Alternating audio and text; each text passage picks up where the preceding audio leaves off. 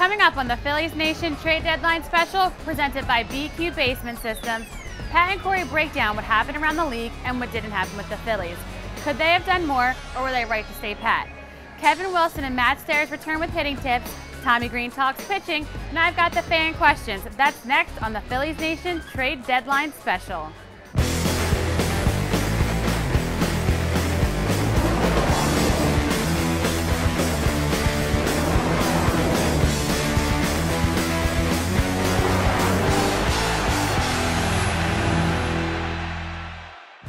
Welcome in, everybody. It is Phillies Nation, our post-trade deadline special.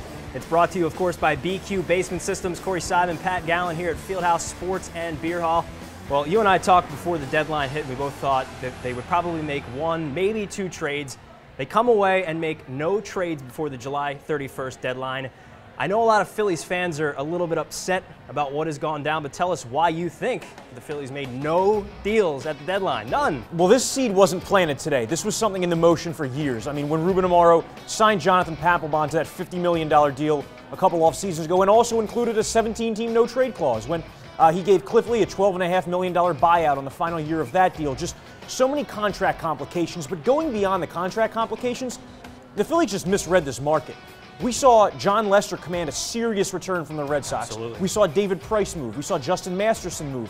We saw John Lackey get the Red Sox a couple of useful pieces. The Phillies got nothing. I mean, you can't really fault Ruben Amaro for not pulling the trigger on a deal he wasn't thrilled about. Right. But to make no trades, you can't make any excuses. This was a failure. All right, he stood pat and he said, I want this, I want to get this, and if I don't get it, I'm not trading my players. But should he have taken that route when it comes to guys like Bastardo, Burnett, Bird? Should he try to have gotten as much as he could or anything for those guys?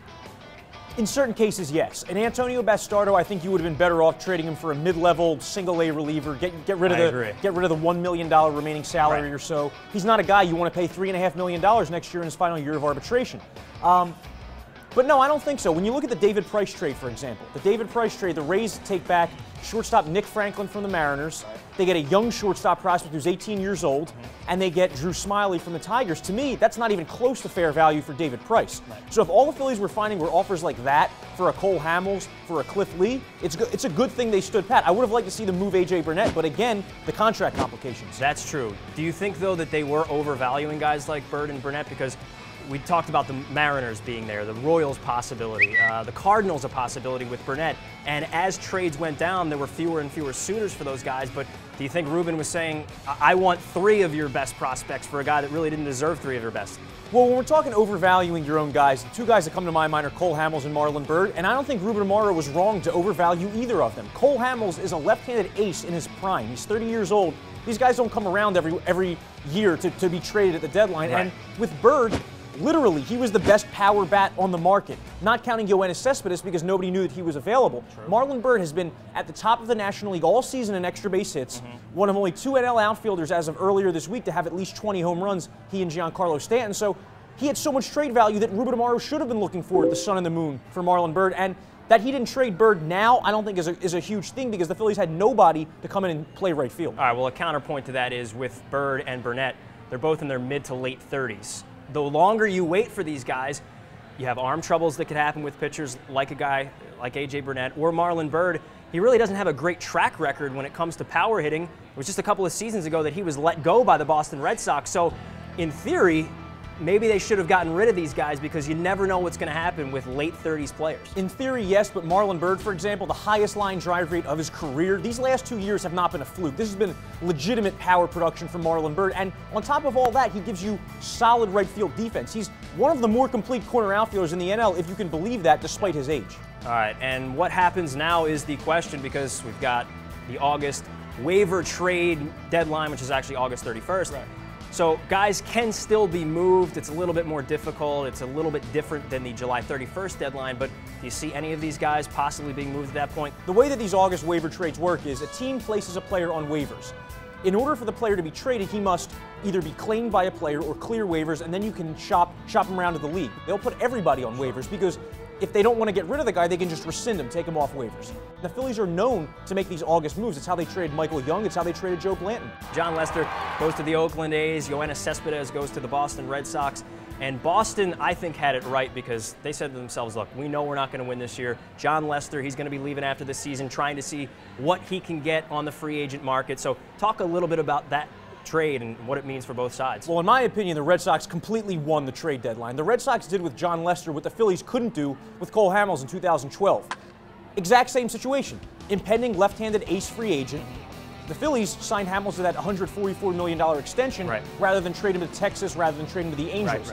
The Red Sox, for 2 months of John Lester, they got one of the top power-hitting outfielders in all of baseball in Yoenis Cespedes. I don't see any way that's not a huge win. Power in the outfield was the Red Sox's biggest need, and they filled it, and they still have the ability to re-sign John Lester in the offseason, though I don't think that's going to happen. But the point here, the Red Sox didn't feel comfortable giving John Lester $150+ million. And that's why they're a well-run organization. You can't hand out these contracts like they're candy. I think you're absolutely right about that, and that's why I love what the Red Sox are doing. They go from worst to first, win the World Series, and then they go back into the basement, but they've got a plan in place. At least the Boston Red Sox have a plan in place. We're asking ourselves here in Philadelphia, what exactly is the plan? We're throwing out there, maybe things happen in August, maybe they don't, maybe in December something happens. We don't even know if the general manager is going to be here full term, so it's really a lot of interesting questions with the Phillies, but at least the Red Sox, we can look to them and say they have a definitive plan. And that's a great point, because the lack of a plan, in my opinion, is the biggest fault of this year, of this regime, of this whole trade period, is that, you know, if the Phillies were to sell off some of their veterans, if they traded Cliff Lee, if they traded Cole Hamels, even if they traded a Jimmy Rollins type, which I wouldn't have wanted to see, if that happened, there was the fear in the organization that fans wouldn't come to the ballpark. Well, the reason fans aren't coming to the ballpark is because they're losing, but it's also because there doesn't seem to be a plan in place. There doesn't seem to be hope for the future or a retooling effort going on, and, you know, that's a major reason why attendance and just interest in the team has been on the decline. All right, so Yoenis Cespedes for John Lester. Let me throw this one out at you. If Cliff Lee were healthy, didn't have the elbow issues, and maybe if he did have the elbow issues but came back strong, do you think that that's a trade that could have matched up between the two teams? Cliff Lee going to Oakland for Cespedes instead of Boston? You know, if the Phillies were able to pick up all of Cliff Lee's remaining money, which I'm sure they would have done to get Yoenis Cespedes, yeah, I do. And it's just ironic that this year, unlike other years, rentals seem like they were in more demand than non-rentals. Like John Lester, 2 months of John Lester got that serious return just because the Athletics didn't want to have contractual commitments going forward. Usually, you see a team want to get a Cole Hamels type who's going to be under control for 4 years. This year, Lester had more value. You're absolutely right about that. Don't go anywhere. We've got a lot more on the trade deadline. It is the post-trade deadline special here for Phillies Nation with Corey and Pat.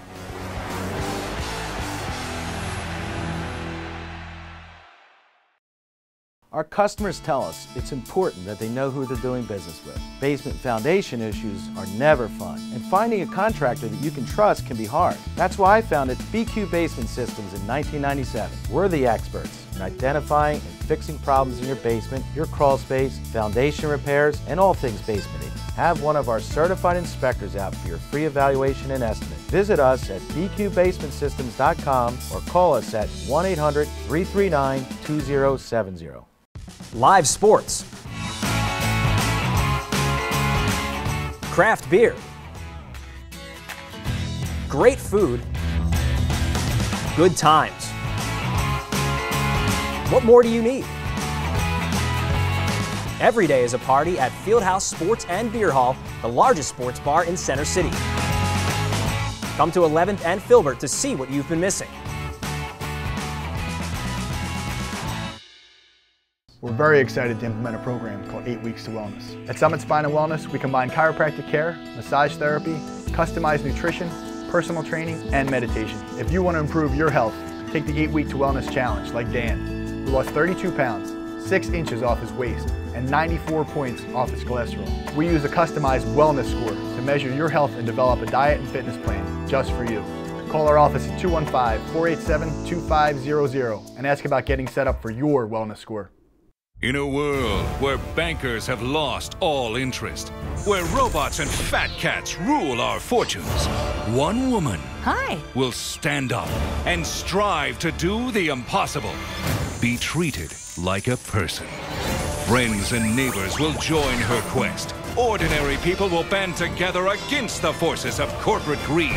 And together they will form Philadelphia Federal Credit Union, already in a neighborhood near you.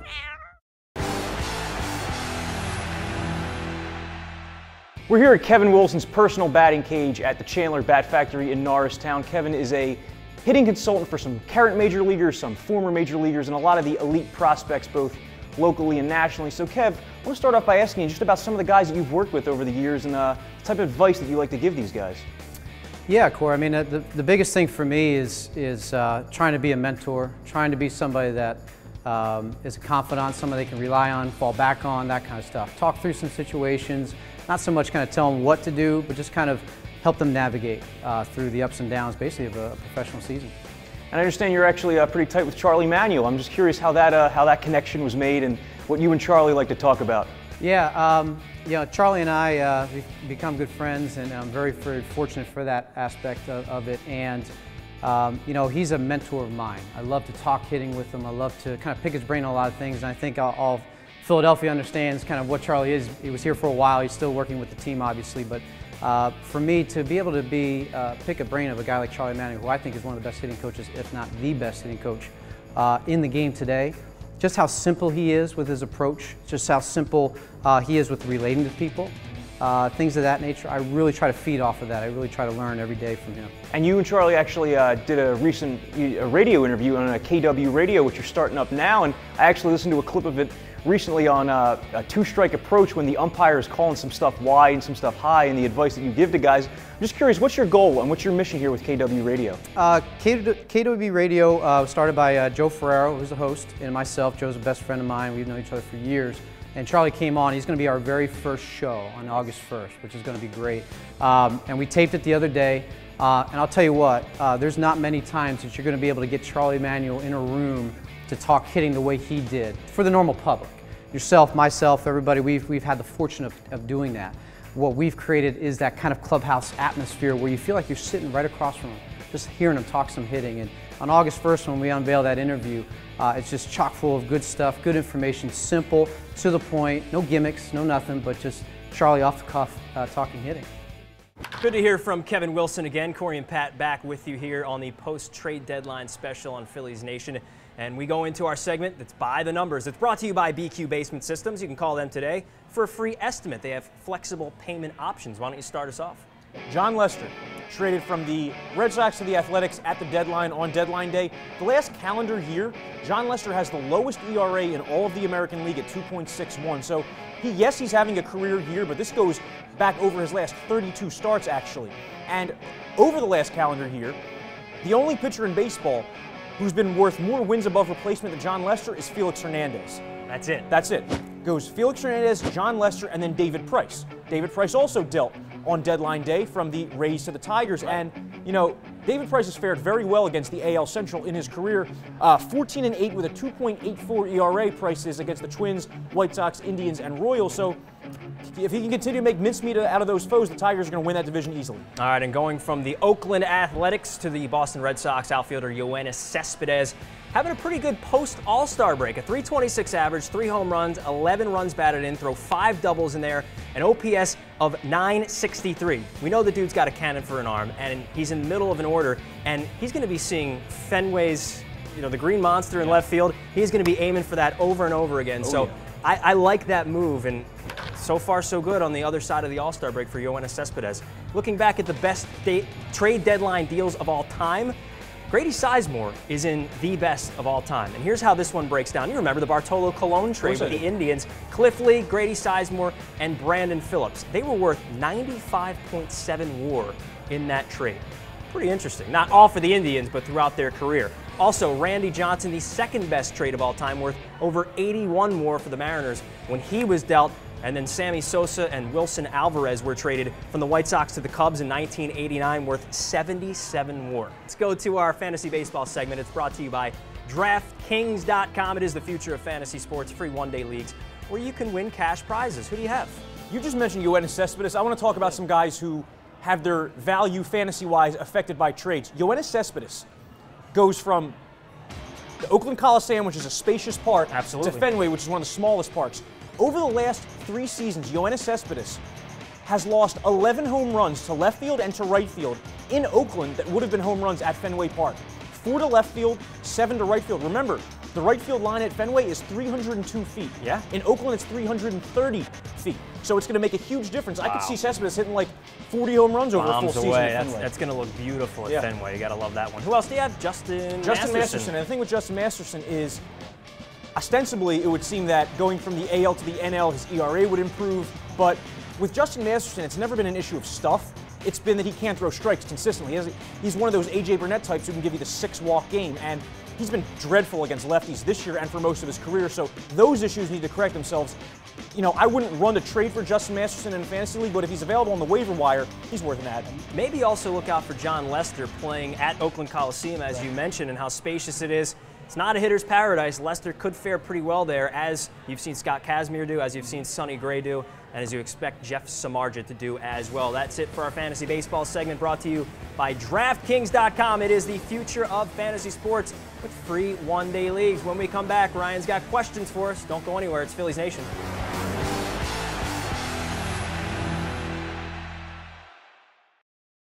Travel is not the exciting adventure it used to be. I still love the destination, yet getting there can be a hassle unless you travel like the pros. Major League Vacations offers exciting personal or group travel options to your team's away game or your favorite vacation destinations. MLV does all the legwork.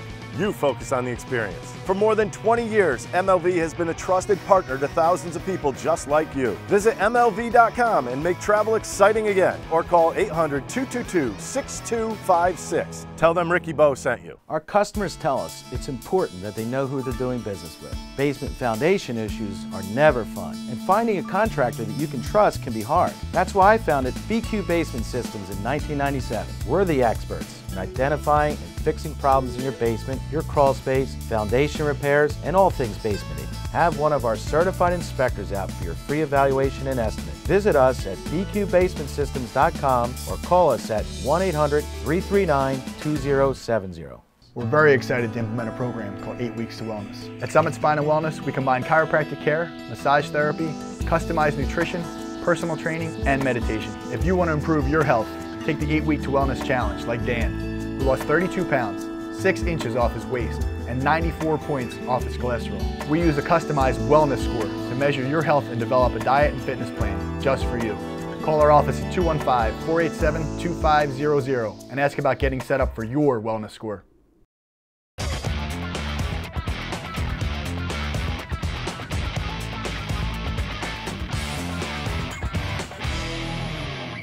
Welcome back to Phillies Nation. I'm Ryan Williams here with Pat and Corey, and it's time for our Batters Inbox questions, where the guys debate your question and I'll pick the winner. Who's ready to win? I'm ready.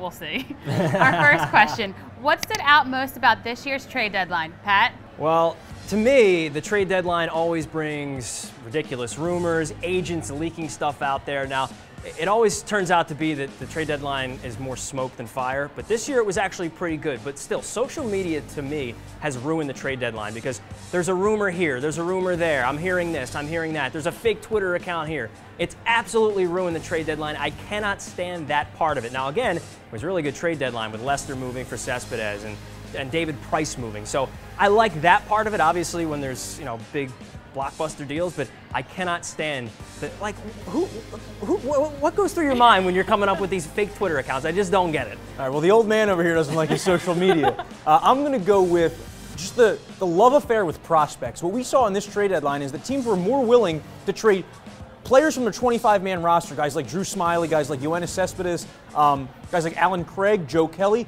They were more willing to trade those guys than the unproven minor leaguers. And it's just, this love affair with prospects has been going on for years now. Teams just covet the young talent that's controllable, that's inexpensive. I think it's reached like a fever pitch. On one hand, it was really good to see a good old-fashioned baseball trade of Cespedes for Lester, but on the other hand, I mean, at some point, these prospects have to start switching teams again, right? Yeah, you're right about that. I'm going to agree with you on this one. You don't like social media either? No, all right. There was so much hype and nothing happened. There you go. Our next question comes from a Phillies fan downstairs here at Fieldhouse.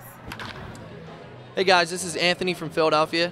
My question is for Pat and Corey. I was actually wondering, aside from the Cliff Lee deal, what was the best deal the Phillies made at the trade deadline?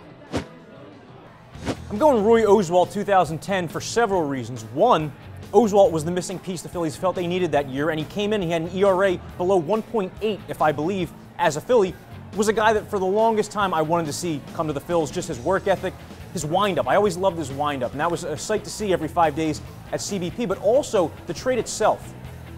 The Phillies sold as high as possible on J. Happ. J. Happ was almost the centerpiece of that deal. It was J. Happ, Jonathan Villar, the shortstop, who's like a fringe major league shortstop, and Anthony Gose, who hasn't panned out with the Blue Jays. He was quickly dealt from Houston to Toronto, but that Oswalt trade, I loved everything about it. I love that the Phillies saw past the good numbers of J. Happ, looked at the peripherals, saw the high walk rate, and sold high. Absolutely. I am a big fan of the Joe Blanton trade with the Oakland Athletics because after they picked up Joe Blanton, went 4-0 in the second half of the season. And what happened that year? They ended up winning the World Series. Now, not just because of Joe Blanton. They had a pretty good team that year. But if you take a look at this graphic here, he had a home run in the World Series, won 2 games in the 2008 postseason. Now, 4-0 in the second half with a 4.20 ERA after joining the Phillies. But I was a fan in that trade. They got him because they needed a little bit more in the rotation, and they got just enough from Joe Blanton.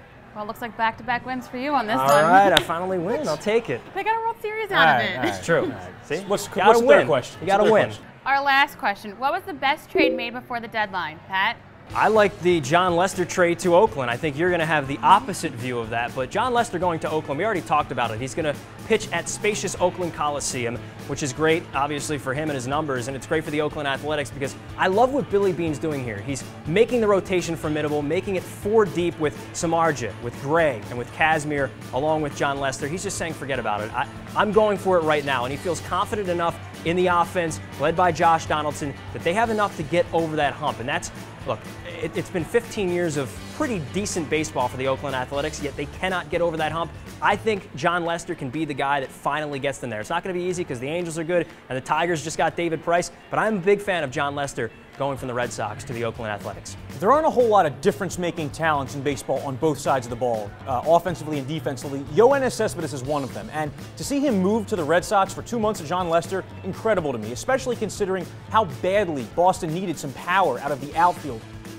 Cespedes to me is a guy who's both overrated and underrated at the same time. He's overrated because of the home run derby and all the highlight reel plays he makes, but then he's underrated because people look at the low on base percentage and they think that tells some sort of story. Well, no, it doesn't. When you look at Yoenis Cespedes, you look at the complete package, all the tools he has, the things that he can do that 99% of major leaguers cannot do. And for that reason, I got to say Yoenis Cespedes was the most impressive haul for any team. And real quick, under the radar move that I really liked was Martin Prado going to the Yankees. He can play everywhere on the field. He's always been a pesky hitter. I love him as a player, and he could have a good second half. And with the Yankees getting Martin Prado, that took Marlon Byrd basically out of the sweepstakes. That could have been a landing spot for him.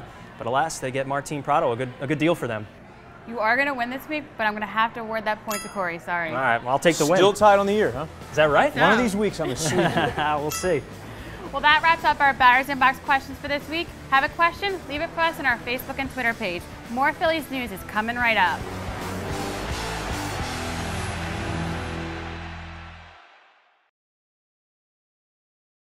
Philly has a long sports history filled with great players and moments. Shibe Vintage Sports in Center City relives the glory years with fashionable attire for all your favorite teams.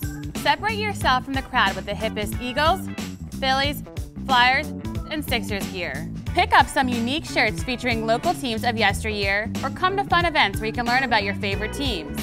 So if you're a sports fan, then you need to check out Shibe Vintage Sports. Visit them at 13th and Walnut or shibesports.com. In a world where bankers have lost all interest, where robots and fat cats rule our fortunes, one woman will stand up and strive to do the impossible. Be treated like a person. Friends and neighbors will join her quest. Ordinary people will band together against the forces of corporate greed. And together they will form Philadelphia Federal Credit Union, already in a neighborhood near you. At Village Catering, we're committed to making your event one to remember. We are family owned and operated, and for more than 30 years, we've made our mark on Philadelphia as a go-to caterer for all of your special events. We're also the official caterer of the Flyers and Soul and the preferred caterer of Temple Athletics. We will work with you at customizing your off-site event, or you can have your event at our on-site facility, the Cottage Green, so that you'll feel like a guest at your own party. Contact us at 215-698-1117 or villagecatering.com, and we'll help you make a memory today.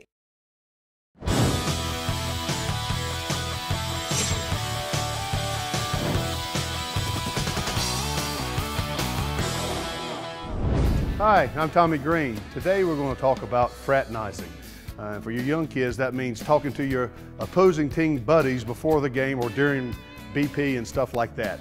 And in pro ball we had probably had about a minute to spare. They'd give us a minute, and after that you got fined if you got caught after that. If you spent time either by the manager or kangaroo court, which was our way of policing ourselves in the clubhouse. But our fraternizing and stuff we did back in my era was after the game. After the games were over, if we wanted to talk, and we had some good friends over there, we went out to dinner or whatever if we had time, or go out and grab something real quick. But it's all right to say hey to them. Don't spend too much time there. It could cost your pocket. All right, well, so probably the funniest question I have in the booth is when I'm trying to explain a bunt and the proper technique of bunting, because in my career, I've only bunted about 3 times in my whole life. So people get a chuckle of the technique of how I teach, but it's something that I always practice on in batting practice, because you just never know. So the proper technique of bunting, it's all coming towards your lower half, your balance. A lot of people will get this way and square off the bunt. Actually, the proper technique is you take 1 step forward with your right foot, and it's a pivot. So now all of a sudden I'm in a good position where I'm balanced well. You keep the barrel out in front. You should be able to bunt a ball with 1 hand if the technique's proper. So as the ball is coming in, a lot of people will jab at it this way. It's all with your lower legs and lower half. So if the ball is low, I go down. If you notice the barrel and the bat does not move, everything's this way here. So it's a fastball away, it's here. Fastball in, it's here. If you notice, the barrel never moves that area, and everything I do is I'm softening the ball with my legs. That is a proper technique of bunting. And the way I'm teaching it, you're surprised I had never bunted in my life. Thank you, Tommy. Thank you, Matt. Welcome back to Phillies Nation, presented by BQ Basement Systems. And Jimmy Rollins, sort of an odd month. He's hitting for a little bit of power, but not hitting for much average. A little bit of power? A little bit of power, yeah. Jimmy Rollins has 12 extra base hits in the month of July. That's entering play on July 31st. 7 home runs, 5 doubles. Jimmy hitting .216 for the month with a .471 slugging percentage. I can't ever remember seeing Jimmy's isolated power, which is slugging minus batting average, that high. 7 home runs in the month. That's more than he had in 160 games last season. Absolutely right about that. Let's go to our Twitter trivia. The hashtag is PNTrivia at Phillies Nation. It's brought to you by Scheib Vintage Sports. Last week, the question was, in the last 30 years, since 1984, who holds the single-season record for stolen bases for the Philadelphia Phillies? Do you know who that is? Give it to me. It is Juan Samuel. Of course, he had 72 back in 1984. This week, it pertains to a trade deadline trade partner with the Houston Astros. They gave the Phillies Roy Oswalt. Roy Oswalt, how many games did he win following his trade to the Phillies that year? I know the number, but I'm not telling. All right, don't tell. But you can tell us with the hashtag PNTrivia at Phillies Nation. Well, that's it for the post-trade deadline special here on Phillies Nation. Sorry we don't have better information to give you, but, you know, it is what it is. It's been a rough season for the Phillies. But the thank yous go all around, of course, to BQ Basement Systems, to the guys behind the camera for 2020, and Brian Michael. Thank you, Tommy. Thank you, Matt. Thank you, Ryan. Thank you, Corey. Thank you, as always, of course, to the Fieldhouse Sports and Beer Hall as well. Come out and have your fantasy football draft here as well. I'm Pat Gallen. That's it for Phillies Nation. Thanks for hanging with us. We'll see you next time.